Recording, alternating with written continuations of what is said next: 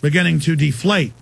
Well, a couple of things, Alex. One, there were derivatives. They were sold generally offshore, but the stuff they were selling here, and even to foreign customers, but they were registering and selling them here, were bonds. They were good old high yield bonds, rated AAA, but yet Goldman was hedging them. Secretly hedging them. And the second thing is, I just wanted to mention, when you talked about Goldman promoting the fact that the housing market was doing so well, I've seen reports that Goldman's chief economist was warning that a bubble was approaching, but that strikes me as also very inconsistent or odd, in that Goldman had these AAA ratings on these securities. Of course, they got them from ratings agencies, but that's they always hedge their bet. I mean, sure, they're out here selling them, but then they also mention, there might be a problem, irrational exuberance down the road. So, oops, see, I told you so. Oh, look, all my competition's destroyed now. Oh, look, I'm making record profits. Oh, look, we're so noble. We happen to have our people all over federal regulation systems. Ooh, man, we're becoming the only player now. Gee, we sure screwed up. We sure screwed up into all this money and power.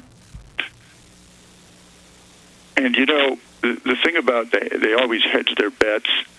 These were AAA, and I asked Goldman Sachs, can you give me another example of AAA securities that you hedged like this? And they did not provide such an example. They said, we hedge in a lot of our markets, et cetera. But to be betting the other way at the same time you're selling something as AAA, the question is, should they have told the investors, we also are betting that the housing market's going to turn south? Because there was a risk factor they list the risk factors in all the prospectuses which go to investors before and we're talking about, by the way, pension funds, insurance companies, foreign banks, union health and welfare funds, institutional investors. Goldman says it only sold these securities to institutional investors.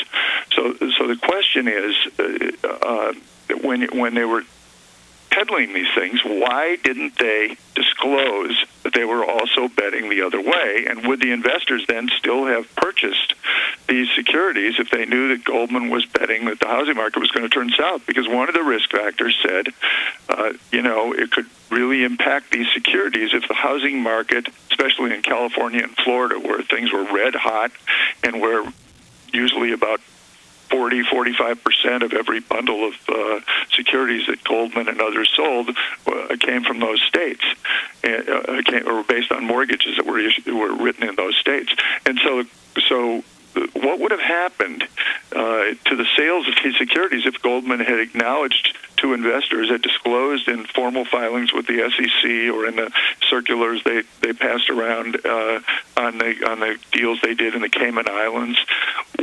What would happen? Would they have been able to make these sales? And that's a big question. Well, I mean, here's an example. I have a gold sponsor, and I have the gold sponsor on the air, and I really believe gold was going to go up the last 6 years from $300 an ounce to $1,000, and it has. You're a smart guy. But if so, I mean, it's simple. I mean, I tell people I believe this is great. Doesn't mean it's perfect. Nothing's a silver bullet. Silver and gold is as close as you get.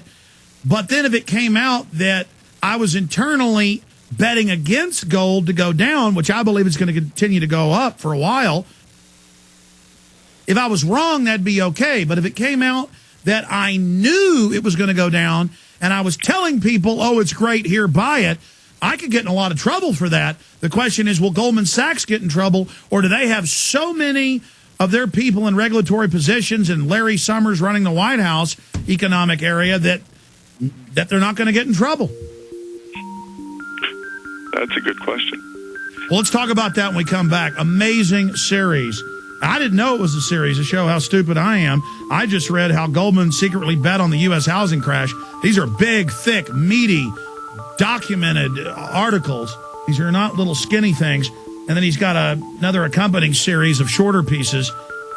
Just really powerful info. And should Goldman Sachs get in trouble? We'll ask him when we get back. If you've got mold, you've got a... Greg Gordon, investigative journalist, McClatchy, Washington Bureau. and he's broken national investigative pieces for the Minneapolis Star-Tribune, the Detroit News, United Press International. He broke major stories on 9/11, EPA scandals, just so many other issues. And he is here with us today. Okay, the question that I posed as we went into break was, does Goldman Sachs get in trouble for this? I mean, there's not even, that I know of, an investigation being done, and the SEC is filled with Goldman Sachs people. And I remember Paulson, it's in my film Fall of the Republic, he's up there testifying, and they say, you were at Goldman Sachs.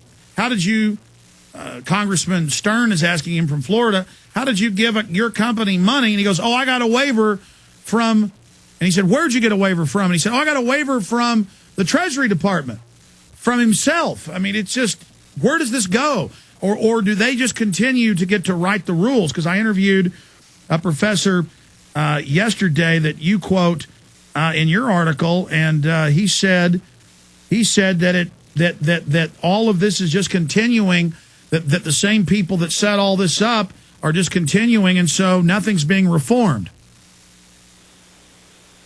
You're talking about Lawrence Kotlikoff of Boston University, I believe. Yes. And there are a lot of questions about, I'm not covering the reform process because I've been doing this, but there are a lot of questions about whether the right reforms are being done. Congress did create a commission to investigate the crash, the causes of the crash. We also have the Securities and Exchange Commission, which is trying very hard right now to make amends for really blowing the Bernie Madoff investigation for years. I mean, there just was a big Inspector General's report that came out last week that talked about at least 6 instances in which SEC investigators had right under their nose opportunities to expose this gigantic Ponzi scheme that has hurt so many people, and each time they missed it. They missed the obvious, failed to take the obvious investigative step that would have exposed the whole thing, and Madoff basically kept shaking his head saying, boy, I was lucky that time. So we're going to have to see whether the SEC, which right now under Mary Shapiro, its new chair, is going to look at Goldman and really at all the investment banks and whether or not they properly, fully disclosed what they knew about these risky mortgages. And the last piece of the series, I looked at Goldman's relationship with New Century Mortgage, a company that really was one of the classic high flyers in this sort of go-go industry.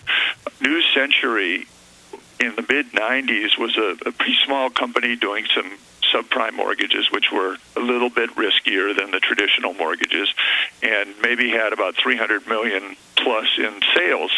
And a decade later, New Century's revenues approached $60 billion in 1 year, which is staggering. They were the number 2 behind AmeriQuest, and New Century had about 9 deals in which they sold, or their mortgages ended up in pools of securities that Goldman Sachs sold as high-yield bonds. And in addition, Goldman sold off New Century related securities offshore in at least 3 deals. So I tallied up about $5 billion plus in mortgages from New Century, and I think the number's a bit higher, and maybe quite a bit higher, that Goldman was peddling after converting them into bonds or other securities. And New Century, I got inside New Century. I looked at a 550-page federal bankruptcy examiner's report, by the way, the only one done on any defunct mortgage company from that era. And I got networked into a bunch of former New Century employees, and they described how essentially all the lids were removed from the mortgage lending process late in this really red-hot housing market, right as it crested, that's when there weren't enough borrowers to keep up with the Wall Street demand. And so the lending criteria, the credit criteria, just began to become yes. It disappeared into thin air. So this is systemic fraud from top to bottom. I mean, that's what it's been. One of the things I just want to mention this, Alex, and that is that, like other Wall Street firms, Goldman hired contractors to look over these mortgages. All right, stay there. We got a break. We got a break. Go. Come back and explain that to us. Okay. And then we'll ask you about some other points in your series.